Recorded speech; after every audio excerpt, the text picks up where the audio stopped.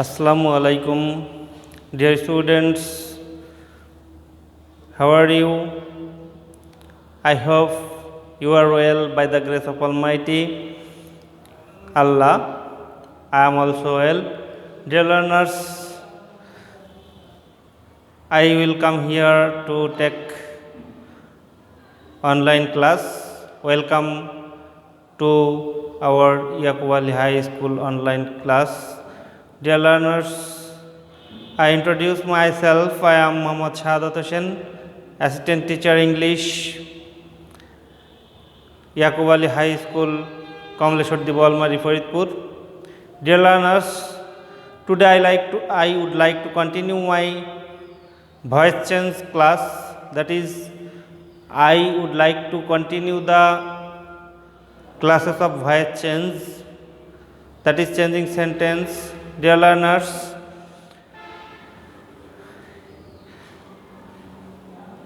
in the previous class I assert some rules. I would like it because if the sentences are clear, rules are also clear. You can understand the rules, I think. Today I want to continue the other rules, that is assertive sentence and tense. Dear learners, look at the whiteboard. There are some sentences. Look at the whiteboard and follow me. There are some sentences. We are doing our duty. Voice change যখন আমরা করব প্রিয় শিক্ষার্থী বন্ধুরা, তখন আমাদেরকে অবশ্যই sentence ধরতে হবে এবং টেন্স, সেন্টেন্স, টেন্স, ভার্ব এবং বিভার্ব এগুলো সম্পর্কে আমাদের ধারণা থাকতে হবে, পার্সন সম্পর্কে ধারণা থাকতে হবে। তো এখানে বন্ধুরা দেখো, we are doing our duty, একটা সেন্টেন্স রয়েছে, we are doing our duty. আমার মনে হয় তোমরা দেখতে পেয়েছো সেন্টেন্সটি।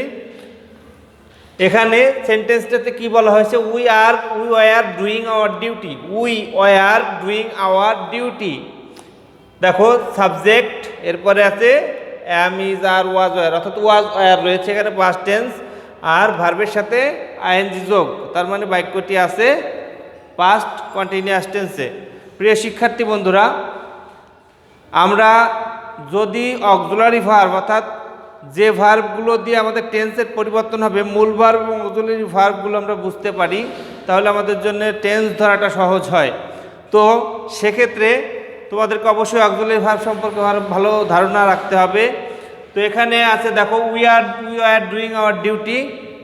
এই যে সেন্টেন্সটি রয়েছে এখানে, এটাকে যদি আমরা প্যাসিভ করতে চাই তাহলে কি করতে হবে?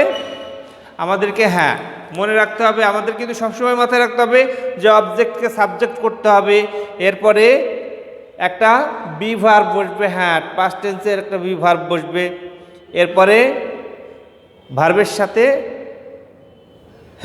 ঠিক। আচ্ছা, আমরা একটু ফর্মুলাতে যাই। দেখো সেন্টেন্সটিকে যদি আমরা প্যাসিভ করি, এখানে সেন্টেন্সটি আছে we are doing hour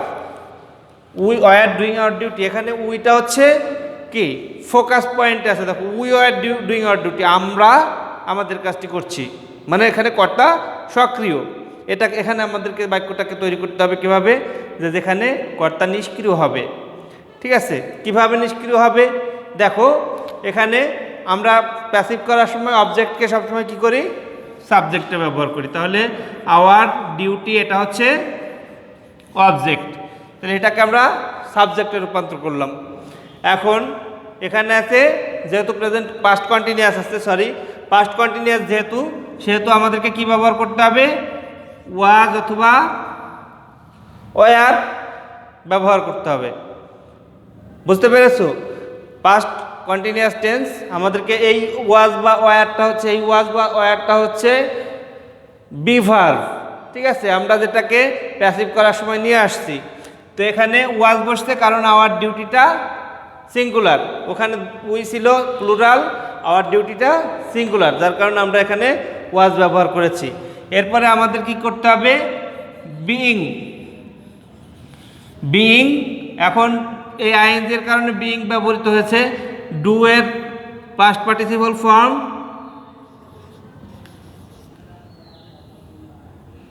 do এর পাস্ট পার্টিসিপল ফর্ম হচ্ছে ডান। তাহলে our duty was being done by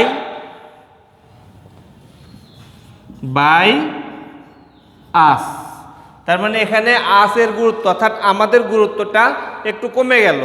এখানে বলা হচ্ছে আওয়ার ডিউটি ওয়াজ বিং ডান, আমাদের দায়িত্বটা পালন করা হয়েছে। কাদের দ্বারা পালন করা হয়েছে সেটা মূল বিষয় নয়, মূল বিষয়টা হচ্ছে আমাদের দায়িত্বটা পালন করা হয়েছে। আর আমরা এখানে প্রথমে বলেছিলাম কি, আমরা আমাদের দায়িত্ব পালন করেছি। তার মানে দুইটা বিষয়ের ভিতরে পার্থক্য আছে ভাবের, অর্থাৎ কর্তা কিভাবে কাজটা করছে, সক্রিয়ভাবে না নিষ্ক্রিয়ভাবে। তাহলে আমার মনে হয় তোমরা একটা বুঝতে পারছো যে প্রেজেন্ট পাস্ট কন্টিনিউয়াস টেন্স যদি থাকে তাহলে আমরা কিভাবে অ্যাক্টিভ থেকে প্যাসিভ করব। পাস্ট কন্টিনিউয়াস থাকলে সাবজেক্ট ওয়াজ ওয়্যার প্লাস ভার্বের সাথে আইএনজি থাকবে প্লাস অবজেক্ট। তাহলে আমরা এটাকে প্যাসিভ করার সময় কি করব,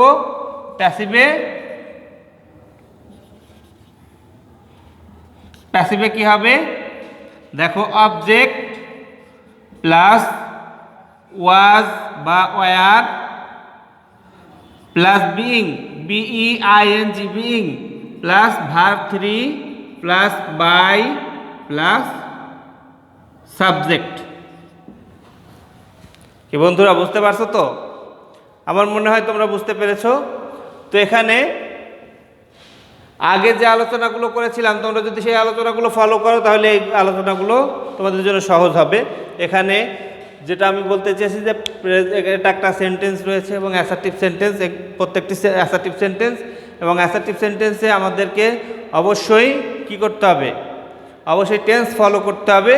তো সেক্ষেত্রে আমাদেরকে এখানে যে নিয়মটা আছে সেটা সেই অনুযায়ী আমাদেরকে করতে হবে। তো আমার মনে হয় এখানে 6 নাম্বার যে নিয়মটা ছিল সেটা তোমরা বুঝতে পেরেছো। এরপরে আমরা আসি 7 নাম্বার নিয়মে। দেখো 7 নাম্বার একটা সেন্টেন্স আছে এখানে, they had done their duty. They had done their duty. এখন যদি আমি আরেকটা সেন্টেন্স লিখি নিশ্চয়ই তোমরা বুঝতে পারবে। দেখো, their duty had been done by them। প্রিয় শিক্ষার্থী বন্ধুরা, আমার মনে হয় বুঝতে পেরেছো দুইটা সেন্টেন্সের ভিতরে পার্থক্যটা কোথায়। পার্থক্য কোথায় আছে দেখো, দে হ্যাড ডান দেয়ার ডিউটি, এখানে দে তাদের কাজটা করছে, দে তাদের দায়িত্ব পালন করছে। কিন্তু এখানে বলা পরের যেটা সেন্টেন্স আছে এখানে কি বলা হয়েছে, দেয়ার ডিউটি হ্যাড বিন ডান। তার মানে দেয়ার ডিউটিটা এখানে গুরুত্বপূর্ণ, এখানে দে তা গুরুত্বপূর্ণ। ঠিক আছে। তো আমরা যখনই অ্যাক্টিভ থেকে প্যাসিভ সেন্টেন্স রূপান্তর করব তখন আমরা অবজেক্টের সাবজেক্ট করব, এরপরে বি ভার্ব ব্যবহৃত হবে, অর্থাৎ বি ভার্ব ব্যবহার করতে হবে বাক্যে, তারপরে বাই বসবে। এগুলো তো আমাদের নিয়মের ভিতরে আছেই। তো আমরা এই যে সেন্টেন্সটা আছে এখানে পার্থক্যটা কি আছে দেখো, এখানে আওয়ার ডিউটি, এখানে দেয়ার ডিউটি কিন্তু আছে, অর্থাৎ এখানে দেয়ার ডিউটি আছে কিন্তু শেষে ছিল আমরা প্রথমে ব্যবহার করছি। এখানে ডিউটিটার দায়িত্ব কম ছিল আর এখানে দের গুরুত্ব কম, অর্থাৎ ডিউটির গুরুত্ব কম, এখানে দের গুরুত্ব কম। আগেরটাতে দের গুরুত্ব বেশি ছিল, নিচেরটাতে দের গুরুত্ব কমে গিয়েছে। সেজন্য আমাদেরকে কি করতে হবে, মনে রাখতে হবে যে আমাদেরকে সেন্টেন্সটার যে কর্তা আছে সে কর্তা কেমনভাবে কাজটা করছে সেটার দিকে খেয়াল করতে হবে। এখানে যদি আমরা এটাকে, এটা কোন টেন্সে আছে, সাবজেক্টের পরে হ্যাভ, অর্থাৎ হ্যাড প্লাস ভার্বের তৃতীয় রূপ অবজেক্ট, সাবজেক্ট প্লাস, অর্থাৎ অ্যাক্টিভে কি আছে দেখো, অ্যাক্টিভে আছে subject plus had plus verb 3 plus object. এই সেন্টেন্সকে যদি আমরা প্যাসিভ করি কি হবে, প্যাসিভ করতে গেলে আমাদের সবসময় মাথায় রাখতে হবে অবজেক্টকে সাবজেক্ট করতে হবে প্লাস অবজেক্টকে সাবজেক্ট করতে হবে, এরপরে had plus been plus verb 3 plus by বা অন্য প্রিপোজিশন টু অথবা ফর বসে, সেটা ভিন্ন ক্ষেত্রে ব্যবহৃত হয়, আমি আগেই বলেছি। বাই প্লাস সাবজেক্টের যদি প্রোনাউন থাকে তাহলে অবজেক্টিভ ফর্মে ব্যবহৃত হবে। আমার মনে হয় তোমরা এর নিয়মটা বুঝতে পেরেছো। যদি পাস্ট পারফেক্ট টেন্সে কোনো সেন্টেন্স থাকে তাহলে আমাদেরকে অবজেক্টকে সাবজেক্ট করতে হবে, অ্যাক্টিভকে প্যাসিভ করার সময় অবজেক্টকে সাবজেক্ট করতে হবে, এরপরে হ্যাড বিন ব্যবহার করতে হবে, এরপরে ভার্ব যেটা ছিল তৃতীয় রূপেই ছিল সেই তৃতীয় রূপটা ব্যবহার করতে হবে, এরপরে বাই বসবে এবং সাবজেক্ট যেটা ছিল সেটা অবজেক্টে রূপান্তর হবে। আমার মনে হয় তোমরা বুঝতে পেরেছো। তো পরের সেন্টেন্সটা দেখি, একটু খেয়াল করো। We can solve the problem, আমরা সমস্যার সমাধান করতে পারি, অর্থাৎ এখানে আমরাই গুরুত্বপূর্ণ। ঠিক আছে, তো we can solve the problem, আমরা এখানে গুরুত্ব দিচ্ছি কাকে? আমাদেরকে। ঠিক আছে, তো এখানে আমরা আরেকটা সেন্টেন্স যদি লিখি প্যাসিভ সেন্টেন্স, তোমরা নিশ্চয়ই পার্থক্যটা বুঝতে পারবে। The problem can be solved by us. The problem can be solved by us. দেখো দুইটা সেন্টেন্সের ভিতরে আমার মনে হয় পার্থক্যটা তোমরা নিরূপণ করতে পারবে। We can solve the problem, এখানে আমরা সমস্যাটা সমাধান করতে পারি, আর এখানে বলা হচ্ছে কি the problem can be solved, সমস্যাটা সমাধান হতে পারে। কিভাবে হবে? বাই আস, আমাদের দ্বারা। তার মানে এখানে দেখো একটা বিষয়, আমরা প্যাসিভ করার সময় এখানে যখনই মডাল অক্সিলারি থাকবে, অর্থাৎ আমরা এখানে রুলসটা আউট করতে পারি এভাবে যে অ্যাক্টিভে subject plus modal plus verb 1 plus object, subject plus modal plus verb 1 plus object, এটা যদি থাকে তাহলে প্যাসিভ করার সময় আমাদেরকে কি করতে হবে? প্যাসিভ করার সময় কি করতে হয়? দেখো সব সময় কিন্তু আমি বলেছি বি ভার্বটা ব্যবহার করতে হয়। তো এখানে বি ভার্ব, এখানেও বি ভার্ব রয়েছে, আমরা কি করব? অবজেক্ট প্লাস মডাল যেটা আছে সেটা বসবে প্লাস বি প্লাস, অর্থাৎ যে বি ভার্ব যেটা বি ভার্বের তৃতীয় রূপ, সবসময় ভার্বের তৃতীয় রূপ বসে বাই প্লাস সাবজেক্টের অবজেক্টিভ ফর্ম যদি প্রোনাউন থাকে। তাহলে যে কোনো মডাল অক্সিলারি যদি থাকে তাহলে আমাদেরকে এই নিয়ম অনুসরণ করতে হবে। এখানে যে 8 নাম্বার যে নিয়মটা আছে, যে কোনো মডাল অক্সিলারি থাকলে আমাদেরকে এই নিয়মটা অনুসরণ করতে হবে প্রিয় শিক্ষার্থী বন্ধুরা।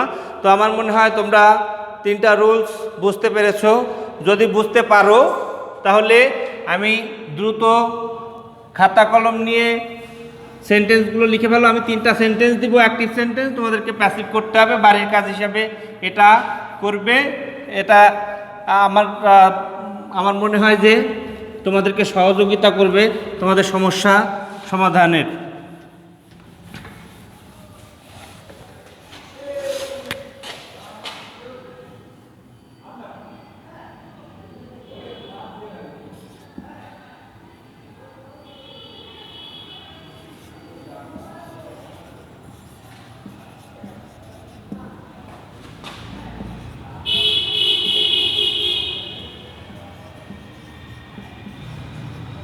I had written a letter, number 7। শিক্ষার্থী বন্ধুরা সেন্টেন্সগুলো লিখে সমাধানের চেষ্টা করবে। সমাধান যদি করতে না পারো, যদি কোনো সমস্যা হয় তাহলে আমার সঙ্গে যোগাযোগ করবে। I had written a letter প্রথম সেন্টেন্স ছিল। দ্বিতীয় সেন্টেন্সটা আমি দিচ্ছি, he was